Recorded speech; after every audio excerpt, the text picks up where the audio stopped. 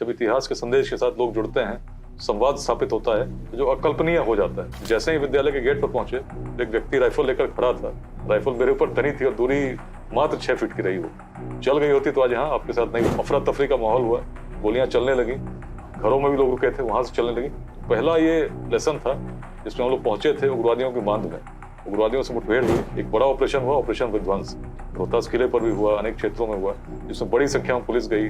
अनेक रातों तक हम लोगों ने कैंप। लड़ना यदि है तो लोगों की मानसिकता से लड़ना होगा, बताना होगा कि तुम क्या थे, क्यों थे। पहली बार वर्ष 2009 के 26 जनवरी को तिरंगा लहराया उस किले पर जिस पे पहले काले झंडे लहराते थे। और रोहतास किले पर जो तिरंगा तब लहराया था, आज गर्व के साथ 24 घंटे लहराता है। पर्यटक भी निसंकोच जा सकते हैं। एक ही संदेश बड़ा स्पष्ट था, परिवर्तन संभव है यदि ईमानदारी से प्रयास हो, निस्वार्थ भाव से प्रयास हो, इतिहास की दृष्टि के साथ प्रयास हो, अपने आप स्वत्व को जानते हुए प्रयास हो, तो रोहतास किले को भी हम पुनः स्थापित कर सकते हैं, गौरवान्वित कर सकते हैं। पुनः जागृत जब बिहार हो जाता है, निश्चित हम भारत के भविष्य को उत्कृष्ट बना सकेंगे। एक प्राचीन सोई हुई भूमि है, एक सोए हुए सिंह के समान है जिसको सम्राट अशोक के स्तंभ पर विद्यमान देखते हैं। यदि बिहार जाग गया तो निश्चित हम फिर उस उत्कर्ष को प्राप्त करेंगे जिसके लिए कभी जाना तब जाता था जब संसाधन नहीं थे। हमारे साथ मौजूद हैं बिहार के चर्चित IPS ऑफिसर विकास देव। सर, हम आपसे उस आज़ादी के बारे में जानना चाहेंगे जो आपने 2009 में रोहतासगढ़ को दिलाई थी नक्सलवाद से। देखिए, रोहतास मेरी पोस्टिंग बगहा के बाद हुई थी। बगहा में मैंने परिवर्तन होते देखा था। जब इतिहास के संदेश के साथ लोग जुड़ते हैं, संवाद स्थापित होता है जो अकल्पनीय हो जाता है। रोहतास जब गया तो स्थिति और विकट थी। रास्ता कच्चा था, लैंडमाइंस लगे रहते थे, तो उसमें कैसे जाना होगा, सबसे बड़ी चुनौती तो यही थी। लेकिन मन में इच्छा थी कि रोहतास के गौरव को पुनः स्थापित होते देखूं।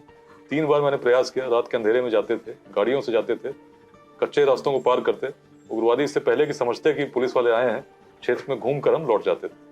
चौथी बार जब गए तो एक गांव था सोली में 3 सितंबर 2008 को सुबह 5 बजे जब पहुंचे तो मैंने ये सोचा भी नहीं था कि उसमें उग्रवादी होंगे। हम तो विद्यालय देखने गए थे, विद्यालय में बच्चे भी थे, आवासीय विद्यालय था। लेकिन जैसे ही विद्यालय के गेट पर पहुंचे तो एक व्यक्ति राइफल लेकर खड़ा था। राइफल मेरे ऊपर तनी थी और दूरी मात्र 6 फीट की रही हो। चल गई होती तो आज यहाँ आपके साथ नहीं होते। लेकिन ईश्वर की एक कृपा कहिए या उनकी एक प्रेरणा कहिए, जो निमित्त होता है उसको शक्ति भी आती है। और कुछ ऐसा ही उस दिन अविश्वसनीय सा हुआ, जो व्यक्ति राइफल लेकर खड़ा था उसने गोली नहीं चलाई, अंदर की तरफ भागा, भयभीत होकर भागा, अपने साथियों को अलर्ट करने भागा। और तब अफरा तफरी का माहौल हुआ, गोलियां चलने लगी, घरों में भी लोग रुके थे, वहां से चलने लगी। तो पहला ये लेसन था जिसमें हम लोग पहुंचे थे उग्रवादियों की बांध में। उग्रवादियों से मुठभेड़ हुई और पुलिस की लूटी हुई 3 राइफल्स को हम बरामद करने में सफल रहे, सैकड़ों गोलियों को बरामद करने में सफल रहे और लेकर एक कॉन्फिडेंस के साथ आए कि क्षेत्र में बदलाव होगा। लेकिन कुछ दिनों के बाद दूसरे ऑपरेशन में ही क्षति हुई, लैंडमाइन ब्लास्ट हुआ। उसी गांव में लैंडमाइन गाड़ी आज भी पड़ी हुई है, उसको ला नहीं पाए। लेकिन गोलियां चली, एक जवान शहीद हुए, 2 इंजर्ड हुए। संकल्प और सुदृढ़ होता गया कि परिवर्तन तो करना है। एक बड़ा ऑपरेशन हुआ, ऑपरेशन विध्वंस। रोहतास किले पर भी हुआ, अनेक क्षेत्रों में हुआ, जिसमें बड़ी संख्या में पुलिस गई।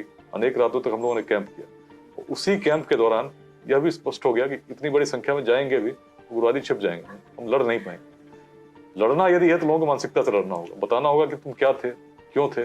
और ये भाव इसलिए प्रबल हुआ क्योंकि हर आदिवासी जिससे हम लोगों ने बात की, उसके मन में एक गौरव का भाव था। उसके मन में इस प्रकार की भावना थी कि हम राजा हरिश्चंद्र के पुत्र रोहिताश्व के वंशज हैं और हमारे पूर्वजों में सामर्थ्य था जिन्होंने रोहतास दुर्ग को तब स्थापित किया जब इस प्रकार के साधन नहीं थे। और तब इसी भावना को जब हम लोगों ने ग्रहण किया, हमने उनसे पूछना शुरू किया, जब तुम्हारे पूर्वज इतने यशस्वी थे जिन्होंने रोहतास किले को तब स्थापित किया जिसकी मुगलों ने भी अपने काल में, उनके लेखक फरिश्ता ने कहा कि दुर्ग अभेद्य है, बल से नहीं केवल छल से जीता जा सकता है, जिसका प्रमाण इतिहास देता है। सम्राट शेरशाह सूरी भी उन्होंने जब विजय प्राप्त की छल से ही की, खरवानों ने जब विजय प्राप्त की छल से की, उराव ने जब विजय प्राप्त की छल से की। ऐसे दुर्ग के तुम निर्माता हो तो सोचो तुम्हारी शक्ति क्या है, उस शक्ति का उपयोग आज तुम कहाँ कर रहे हो। इस भाव के साथ जब चलने लगे तो हमने लोगों को कहा, एने अकबरी पढ़ो, लिखा गया कितना रमणीक स्थल है, 200 से अधिक झरने हैं। उस समय जब लिखा गया, सोचो आज कितने पर्यटक आएंगे। तो इस क्षेत्र को एक पर्यटन का हब बना सकते हैं, रोहतास किले को पुनः स्थापित कर सकते हैं। इस संकल्प के साथ जब हम लोगों से जुड़े, पहली बार वर्ष 2009 के 26 जनवरी को तिरंगा लहराया उस किले पर जिस पे पहले काले झंडे लहराते थे। लोगों से हम जुड़ रहे थे। चुनाव नहीं हुआ था, चुनाव भी पहली बार 2009 में हम लोगों ने करने का प्रयास किया। 15 अप्रैल की रात को एक हमला हुआ और 16 को हम चुनाव नहीं करा पाए। BSF की कंपनी पर हमला था। लेकिन उसी संकल्प के साथ केवल 3 बिल्डिंग्स, 6 बूथ, 1600 जवान लगे। हमने चुनाव जब कराया, परिवर्तन के संकेत स्पष्ट थे कि क्षेत्र परिवर्तन चाहता है, चूंकि 50% से अधिक लोगों ने मतदान किया था उस क्षेत्र में जहां पहले लोग मतदान नहीं करते थे, कहते थे बहिष्कार होता है। इसी संकल्प के साथ जब आगे बढ़े, हमने लोगों को टूरिस्ट गाइड बनने की ट्रेनिंग दी। विद्यार्थियों को दी, आदिवासियों के बच्चों को दी, और तब कहा कि तुम्हारे क्षेत्र, और उस समय जब दे रहे थे होर्डिंग्स लग रहे थे कि रोहतास पुलिस आपका स्वागत करती है, लोग हंसते थे, मरने कौन जाएगा। लेकिन हम तो जानते थे कि दृष्टि बदल रहे हैं, हंस सकते हो आज, लेकिन चीजें बदलेंगी। और निश्चित ऐसा हुआ। उग्रवादियों के विरोध में हमने एक शब्द नहीं कहा होता तो लोग जुड़ते नहीं।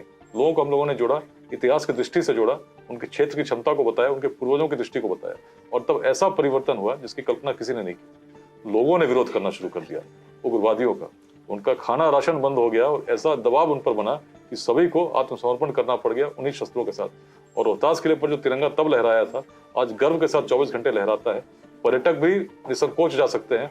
और मैंने तो ऐसा अनुभव किया, जब 2021 के दिसंबर में गया था, पहले जाता था, गोलियों से स्वागत होता था, लेकिन जब लोगों से जुड़े, संवाद स्थापित हुआ, इतिहास की दृष्टि से जुड़े, शांति तो आ ही गई। इस बार जब स्वागत हुआ तो करीब 70 किलोमीटर तक लोग पूरे रोड पर पुष्पगुच्छों के साथ, फूल मालाओं के साथ स्वागत कर रहे थे, वाद्य यंत्रों के साथ। और जो किले पर गए, आदिवासी लड़कियां नृत्य करती हुई ले गई, लड़के ढोल बजा रहे थे। मैंने वीडियो सोशल मीडिया पर भी साझा किया। तो एक ही संदेश बड़ा स्पष्ट था, परिवर्तन संभव है यदि ईमानदारी से प्रयास हो, निस्वार्थ भाव से प्रयास हो, इतिहास की दृष्टि के साथ प्रयास हो, अपने आप स्वत्व को जानते हुए प्रयास हो, तो रोहतास किले को भी हम पुनः स्थापित कर सकते हैं, गौरवान्वित कर सकते हैं, इतिहास को जागृत होता हुआ देख सकते हैं। और बिहार एक प्राचीन सोई हुई भूमि है, एक सोए हुए सिंह के समान है, जिसको सम्राट अशोक के स्तंभ पर विद्यमान देखते हैं। यदि बिहार जाग गया तो निश्चित हम फिर उस उत्कर्ष को प्राप्त करेंगे जिसके लिए कभी जाना तब जाता था जब संसाधन नहीं थे। और इसी प्रयास में मैं लगा हूं कि रोहतास की दृष्टि, रोहतास के परिवर्तन की दृष्टि से पूरे बिहार को आलोकित करूं, उसको जागृत करूं, और पुनः जागृत जब बिहार हो जाता है, निश्चित हम भारत के भविष्य को उत्कृष्ट बना सकेंगे। बहुत बहुत शुक्रिया। धन्यवाद।